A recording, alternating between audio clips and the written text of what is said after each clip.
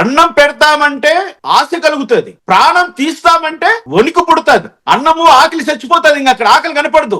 ఓరినాయన ఇప్పుడు ప్రస్తుతానికి బ్రతికితే చాలు రా అన్నంత విధంగా మనిషి సైకలాజికల్ గా ఫీల్ అయిపోతాడు. బతుకుంటే బలిచాకని తినొచ్చు అంటారు కదా పల్లెల్లో. ఆ లెక్కన అన్నిటికంటే ముఖ్యంగా మనకు కావాల్సింది బ్రతికి ఉండడం.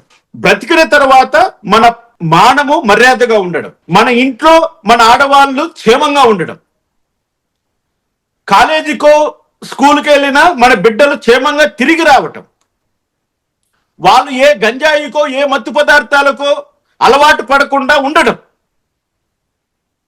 వాళ్ళ ఉపాధి ఉంటుందా ఉద్యోగం ఉంటుందా తర్వాత ఉన్న దాంట్లో గంజాయినా తాగి బతుకుతామన్నటువంటి స్థితి ప్రతి మానవుడికి ఆలోచన ఉంటుంది.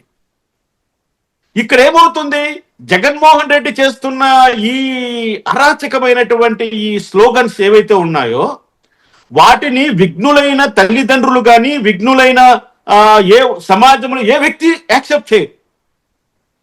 రఫా రఫా నరుకుతామనే మాట మీరు యాక్సెప్ట్ చేస్తారా, నేను యాక్సెప్ట్ చేస్తానా?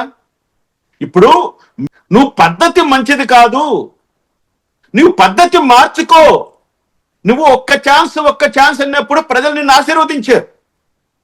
మీ తండ్రి గారి మంచితనాన్ని చూసో లేకపోతే నీ మీద ఉన్నటువంటి ఒక రకమైనటువంటి సింపతితోనో, మీ అమ్మ కొంగు బట్టి అర్చించిందన్న ఒక ఆ విధానంతోనో, మీ చెల్లెలు దేశమంతా రాష్ట్రమంతా తిరిగి అన్నను కాపాడండి అని వేడుకున్నందుకు, ఆడబిడ్డ ఎండలో తిరిగిందన్న ఒక అభిమానంతోనో, ఇంకో రకంగానో నీకు అవకాశం ఇచ్చారు ప్రజలు.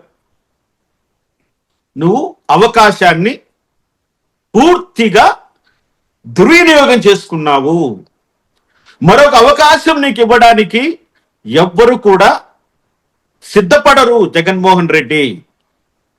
ఒకవేళ అది కూడా అంటున్నాను, బై ఛాన్స్ ఒక్కవేళ నువ్వు మారి నీలో మార్పు వచ్చి నీ అహంకారం తగ్గి నీ క్రూరత్వం తగ్గి నీ నేర ప్రవృత్తి తగ్గి నువ్వు తల ఒగ్గి పొర్లు దండాలు పెట్టి ప్రజలను క్షమాపణ కోరితే ఒకవేళ ప్రతిపక్ష నాయకుడు హోదా ఏమని ఇస్తారేమో 2029లో.